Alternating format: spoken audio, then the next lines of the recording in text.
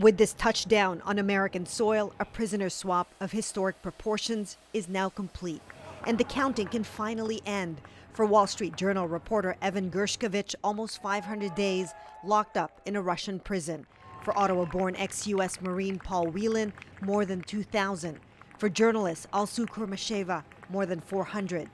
Greeting them, their families who have kept that painful tally, and the administration that tirelessly negotiated their release. Their brutal ordeal is over, and they're free.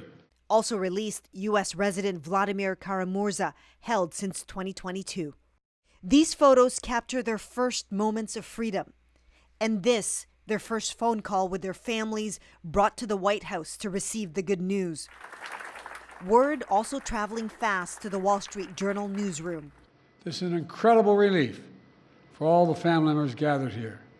It's a relief to the friends and colleagues all across the country who've been praying for this day for a long time.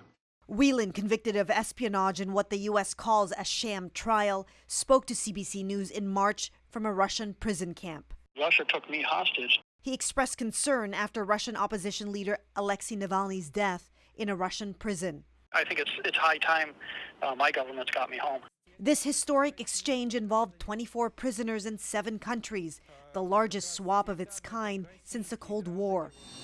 President Vladimir Putin celebrating his end of the deal by greeting his returning citizens, including a hacker, spies, and the assassin Vadim Krasikov, who was convicted of murder in Germany. It's a very dangerous moment because if this exchange has worked out and Putin, for various reasons, sees it in his interest, he can do it again. Biden called the deal a feat of diplomacy. Today is a powerful example of why it's vital to have friends in this world. Friends you can trust, work with, and depend upon, especially on matters of great consequence and sensitivity like this. So, Chris, after all that, what an incredible end tonight on the tarmac, eh?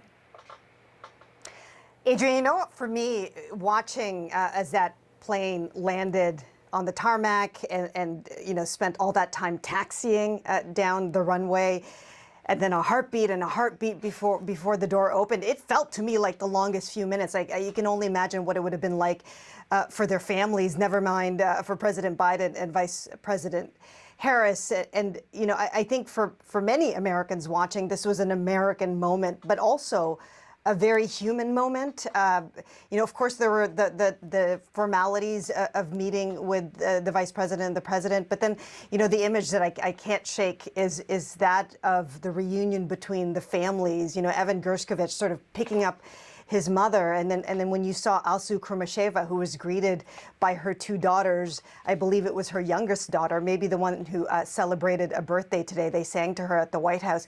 She just wouldn't let go.